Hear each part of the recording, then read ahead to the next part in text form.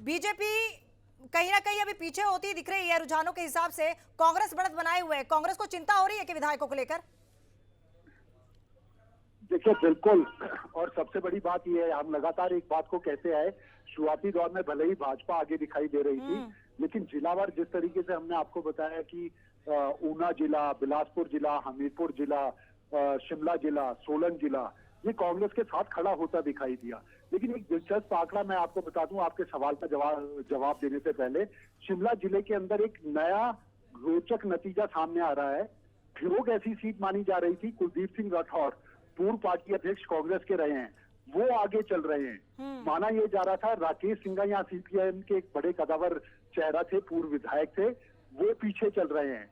और 8 यहाँ पर कैंडिडेट थे जिनमें कांग्रेस के बागी, भाजपा के बागी, ये दोनों बागियों ने दिक्कत बढ़ा रखी थी। बढ़त बना ली है कुलदीप राठौर ने।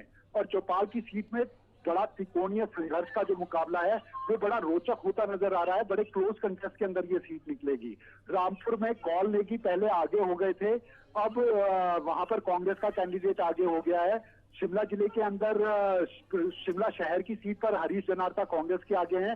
सुरेश भारद्वाज बड़ा चेहरा है, कुसुमती उनको भेज दिया गया था, वो पीछे चल रहे हैं। ये तमाम इस तरीके की तस्वीरें आने के बाद अब बड़ा सवाल ये हो गया, जिस तरीके से रुझानों में कांग्रेस ने बढ़त आगे बढ़ा ली है, 34 का आंकड़ा वो पार करती दिखाई दे रही है।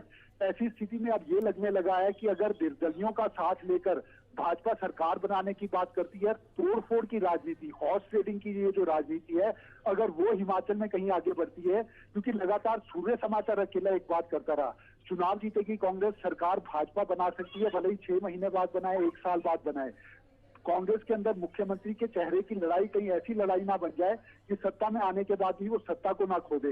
ये तस्वीर कहीं ना कहीं आगे दिखाई दे रही है। और मजबूती के साथ अब जो निर्दलियों के साथ अपने कांग्रेस के विधायकों को एकजुट बिल्कुल करने की अरुण, ये कवायद हमने सुबह भी बताया था, सुबह भी जब आपसे बातचीत हुई थी तो आपने यही कहा था कि बेशक रुझान में बीजेपी आगे बढ़ती हुई दिख रही है, लेकिन कहीं ना कहीं कांग्रेस जो है अच्छी खासी बढ़त बना जाएगी, ये आपने सुबह भी कहा था।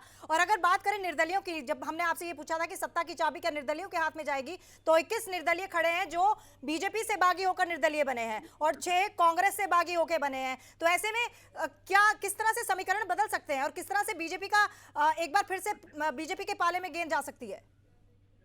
देखिए, आप देखिए 3 निर्दलियों जिनकी बात हो रही है, केएल ठाकुर भाजपा के हैं, भाजपा में ही जाएंगे। आशीष शर्मा कांग्रेस टिकट देना चाहती थी, टिकट दे दिया था, फिर बदल दिया। आशीष शर्मा क्या अब कांग्रेस के साथ जाएंगे या भाजपा के साथ जाएंगे, ये देखना बड़ा रोचक होगा। तीसरी बड़ी महत्वपूर्ण सीट अगर होशियार सिंह की कही जाए, भाजपा उनको अपने पाले में लेके आई थी, निर्दलीय चुनाव जीते थे, लेकिन निर्दलीय चुनाव जीतने के बाद वो भाजपा में शामिल हो गए, लेकिन तकनीकी कारणों से उनका भाजपा में शामिल होना संभव नहीं हो पाया। इसी तरीके से जोगिंद्रनगर के इंडिपेंडेंट भी उनके साथ शामिल हुए थे, लेकिन भाजपा ने टिकट होशियार सिंह को नहीं दिया। और होशियार सिंह इस वक्त देहरा में सबसे लंबी बढ़त बनाकर तीनों प्रत्याशियों से, कांग्रेस और भाजपा के प्रत्याशियों से आगे चल रहे हैं। तो ऐसे में क्या होशियार सिंह कांग्रेस का साथ देंगे, भाजपा का साथ देंगे?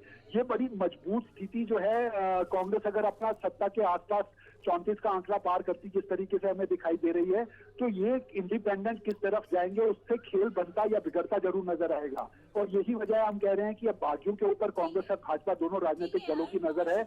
और कांग्रेस के तमाम अपडेट्स आपसे लेते रहेंगे, तो लेकिन फिलहाल जो रुझान की बात कर रहे हैं जिसमें कांग्रेस आगे चल रही है,